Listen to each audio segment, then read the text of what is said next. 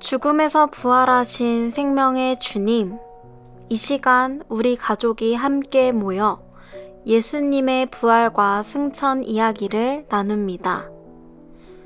우리 모두가 이 이야기를 통해서 예수님이 우리의 새 생명의 소망이심을 깨닫게 해주시고 이 땅을 살아가는 동안 승천하신 예수님을 생각하며 하나님 나라를 향한 꿈을 꾸게 해주세요. 예수님의 이름으로 기도합니다. 아멘.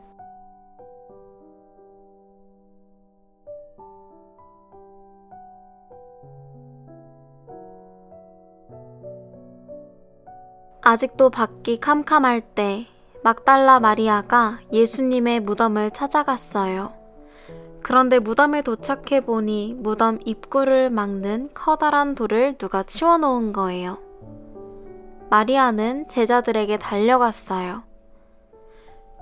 예수님의 시신이 없어졌어요. 베드로와 요한은 직접 무덤을 확인해 보았어요.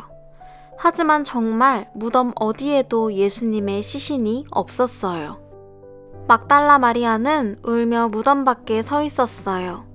그런데 흰옷을 입은 천사 2명이 보였어요. 왜 울고 있나요? 누가 예수님의 시신을 가져가서 어디 있는지 모르겠어요. 그때 마리아가 고개를 돌려보니 예수님이 서 계셨어요. 하지만 마리아는 그분이 예수님인지 몰랐어요. 왜 울고 있느냐? 누구를 찾고 있느냐? 예수님이 마리아에게 물으셨어요. 마리아는 그 사람이 동산지기인 줄 알고 말했어요. 예수님이 시신을 가져가셨다면 제발 어디 뒀는지 알려주세요. 그러자 예수님이 말씀하셨어요. 마리아야. 마리아는 즉시 예수님을 알아봤어요. 마리아가 제자들을 만나러 불이 나게 달려갔어요. 예수님을 봤어요. 예수님이 살아나셨어요. 예수님이 죽으신 후 예수님을 따르던 2 사람이 엠마오라는 마을로 가고 있었어요.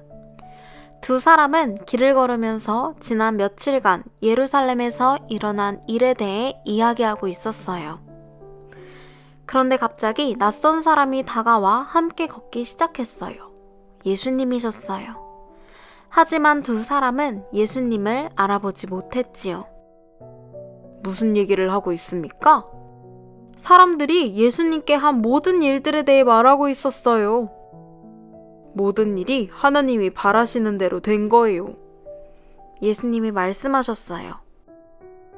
엠마오에 거의 도착했을 무렵 2 사람은 낯선 사람에게 말했어요. 이미 저녁이 됐으니 날이 어두워질 겁니다. 우리와 함께 묵으세요. 그래서 예수님은 2 사람과 저녁 식사를 함께 하셨어요.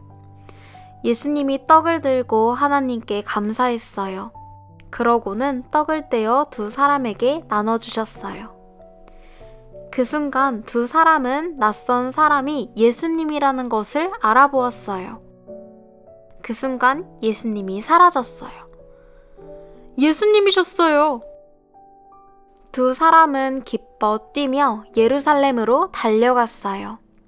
그리고 제자들에게 부활하신 예수님을 만난 것을 이야기했어요. 예수님이 정말 살아나셨어요. 우리가 2 눈으로 예수님을 봤다고요. 예수님이 부활하시고 40일 후 제자들이 모두 한 집에 모였어요. 갑자기 예수님이 나타나셨지요. 그리고 조용히 말씀하셨어요. 예루살렘을 떠나지 말고 하나님께서 약속하신 선물을 기다려라. 이후 부활하신 예수님이 말씀하신 감람산에 모였을 때 제자들이 물었어요. 이제 세상의 왕이 되시는 건가요?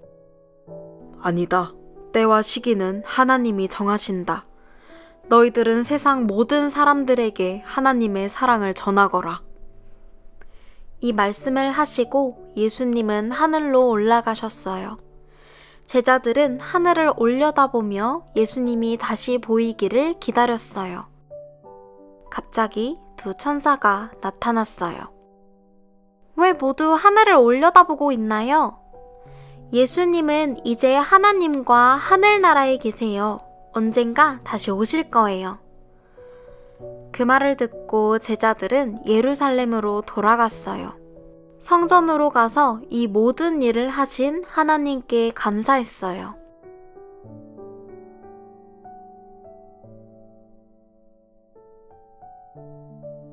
하나님 고맙습니다. 부활과 승천의 사건을 통하여 죽음의 권세를 이기시는 생명의 하나님의 놀라운 권능을 우리에게 보여주셨습니다. 우리가 이 놀라운 하나님의 능력을 의지함으로 세상을 살아가는 동안 겪게 되는 두려운 삶의 문제들을 걱정하지 않게 해주세요. 그래서 매일매일의 일상이 하나님 나라를 누리는 복된 삶이 되기를 소망합니다. 예수님의 이름으로 기도합니다. 아멘.